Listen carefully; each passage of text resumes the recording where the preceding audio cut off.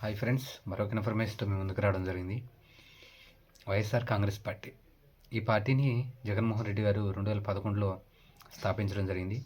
మరి అప్పుడున్న వారి కుటుంబంలోని అందరూ సభ్యులు మరి జగన్మోహన్ రెడ్డి గారికి మంచిగా సపోర్ట్ చేస్తూ దాదాపు 2011లో మరి తర్వాత ఉప ఎన్నికల్లో గెలవటం, అలాగే జగన్మోహన్ రెడ్డి గారు మరి దాదాపు 16 నెలలు జైల్లో ఉండటం, అప్పుడు జగన్మోహన్ రెడ్డి గారికి తన కుటుంబ సభ్యులు చాలా సపోర్ట్ చేశారు.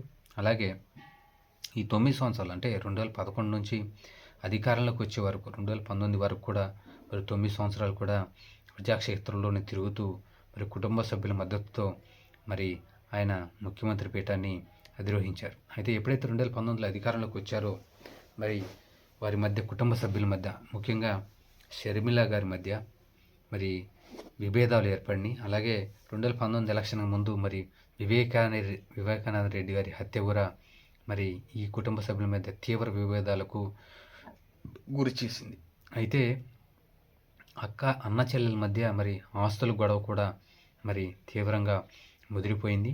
అయితే ఈ సోషల్ మీడియా వ్యవస్థ మరి పట్టిన పురుగు ఏంటంటే, వాళ్ళిద్దరు అన్నదమ్ముల మధ్య ఏదైనా చిన్నది జరిగితే దాన్ని భూతద్దంలో పెట్టి చూస్తే మరి ఇది ఒక పెద్దగానే కనిపిస్తుందని విశ్లేషకులు భావించారు. అప్పుడు చిన్న ప్రాబ్లం కూడా పెద్దదిగా చూపెట్టడం వల్ల వారిద్దరి మధ్య మరింత ముదిరింది. అయితే ఈ 2025 క్రిస్మస్కి మరి కుటుంబ సభ్యులు కూడా ఒక కీలక నిర్ణయాన్ని తీసుకోవడం జరిగింది.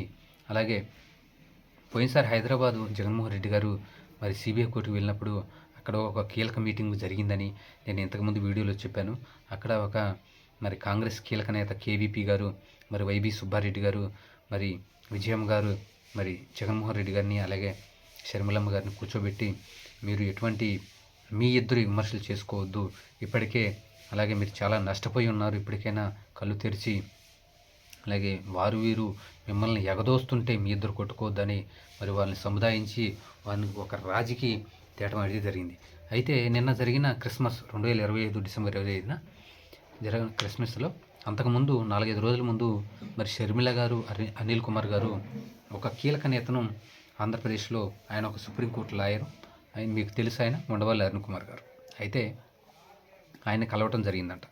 మా ఫ్యామిలీ మరి ఇట్లా మేము కాంగ్రెస్ పార్టీలోనే ఉంటాము, ఖచ్చితంగా రాబోయే రోజుల్లో ఈ పార్టీని అధికారంలోకి తేవడానికి మీ సపోర్ట్ కూడా కావాలని ఆయన కలవటం జరిగిందంట. అయితే ఆయన ఒక సలహా ఇవ్వటం ఏంటంటే, కాంగ్రెస్ పార్టీ అయితే మరి జగన్మోహన్ రెడ్డి గారి పార్టీ ఉన్నంత వరకు అయితే కాంగ్రెస్ పార్టీ అధికారంలోకి రావడానికి కళ్ళే అది, ఆంధ్రప్రదేశ్లో అయితే రాదు అని మొహమాటం లేకుండా చెప్పేశారంట.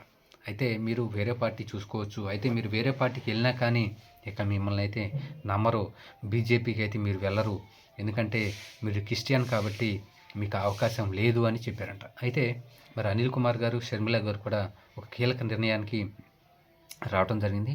రాబోయే రోజుల్లో మరి ఏదైతే వారి యొక్క సంబంధాలను మరింత మెరుగుపరుచుకోవాలని జగన్మోహన్ రెడ్డి గారు కూడా మరి అక్కడ జరిగిన క్రిస్మస్ యొక్క మీటింగ్లో కూడా మరి ఏదైతే షర్మిల గారి కుమారుడు రాజారెడ్డి గారు కూడా జగన్మోహన్ రెడ్డి గారి గురించి, భారతమ్మ గారి గురించి మరి చెప్పడం జరిగింది. అలాగే ఏదైతే వారు క్రిస్మస్ ఆ యొక్క మీటింగ్లో మరి వారిద్దరంటే నాకు ప్రేమే, మా కుటుంబం అంతా కలిసి ఉండాలని నేను కోరుకుంటున్నానని మరి రాజారెడ్డి గారు వెల్లడించడం జరిగింది.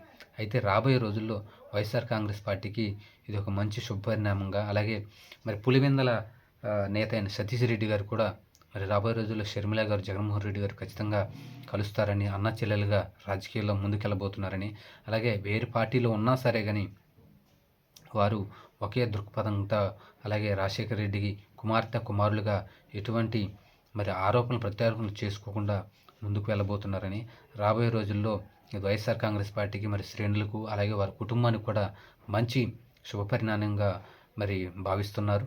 అయితే వైఎస్ఆర్ కాంగ్రెస్ పార్టీ నెక్స్ట్ వేసే అడుగులు మరి ఎలా ఉంటాయో, అలాగే షర్మిల గారు వేసే అడుగులు ఎలా ఉంటాయో మరి ఈ యొక్క కాలమే సమాధానం చెప్పాలని విశ్లేషకులు భావిస్తున్నారు.